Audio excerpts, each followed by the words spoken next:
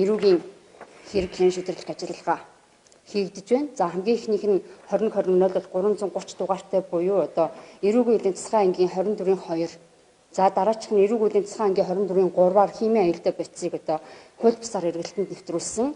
За газрын төсвийг хууль бусаар ашигласан олборсон гэх үндсэл бүхий одоо 3-3 эрүүгийн хэрэгт энэ одоо Петрочана компани 21 оноос хойш шалгагдж байгаа боловч өнөөдрийн байдлаар одоо хариуцлага тооцсон, арга хэмжээ авсан зүйл одоо алга байна. За та бүхэнд экологийн цагдаагийн албанаас ирүүлсэн. За яг энэ 3 хэрэгтэй холбоотой. За тэгээд эдгээр байгаль орчны эсрэг эрүүгийн гэмт хэрэгүүдийг илрүүлсэн одоо олон нийтийн төлөөлөл залуучууд бидний тухайн энэ хэрэг хэн шийдвэрлэх ажиллагаанд огт одоо гэрчээр байцаалт авахгүй ямар шатандаа явж байгаа нь тодорхойгүй. За улмаар бүр энэ одоо Петрочана компанид хуулийн этгээдтэй хариуцлага тооцох биш одоо иргэнд хариуцлага тооцоод зорчих эрх хязгаарлалт үүдийнхнөр арга хэмжээ аваад өнгөрчгүйтэй гэдэг байдлаар бид нэр одоо хандаж санаа зовж байгаа. За 2022 оны 5 сарын 24-ний өдөр их хурлын аюулгүй байдал гадаад удирдлагын байнгын хорооноос тогтоол гарсан гэдэг.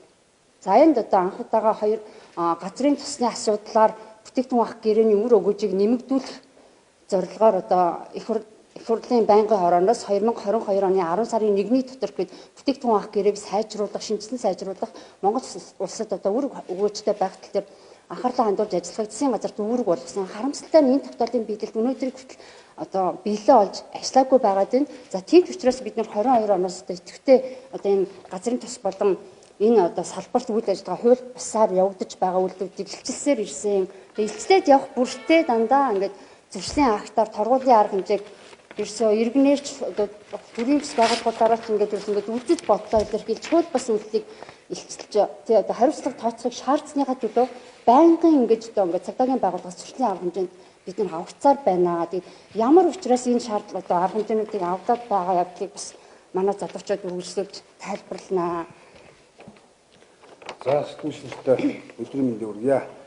За хоногт энэ 2500 тонн газрын досыг олборладаг энэ Петрочана Дачин Тавсаг компанитай холбоотой мэдээллийг бид өнөөдөр хүргэж байна. За хоногт 12 сая 500 мянган литр усыг одоо газрын дос олборлоход зарцуулдаг талаар за Петрочана Дачин Тавсаг компани газрын дос олборлохдоо зарцуулдаг гүний усны талаар бид бас судалгаа юмыг явуулсан.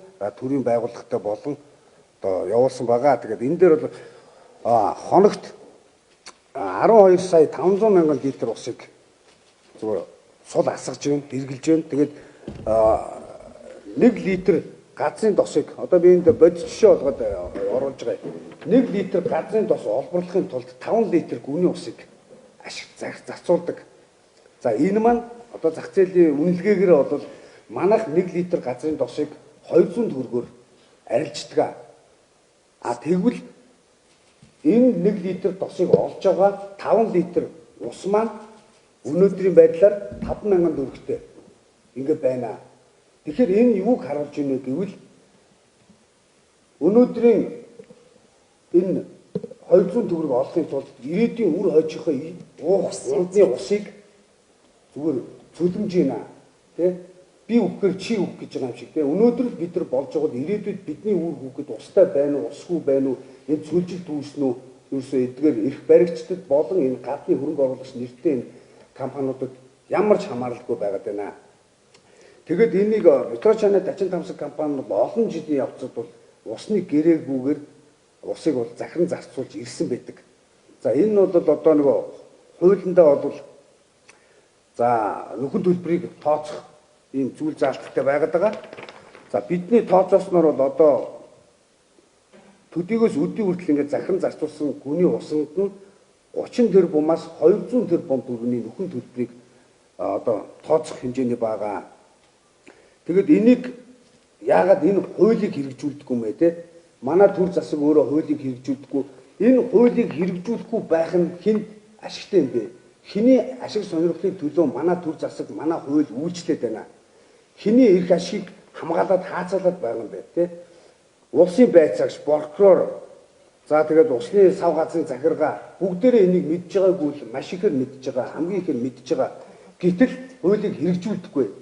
Бид өнөөдөр хуулийг хэрэгжүүлэхийг шаардсан бидэн дээр бол торгуулийн арга хэмжээ удаа дараа ингээд ирдэг тийм ээ. Ингээд байнгын ирж идэг 300 мянган төгрөг өгөөд байнгын л ингээд торгууд ирж идэг.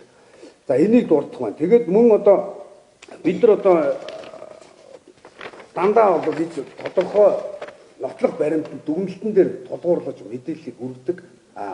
Газрын тосны салбар дээр ч мөн тэгж ажилладаг байгаа. Тэгээ энэ одоо усны сав газрын энэ дүгнэлтийн сорилтын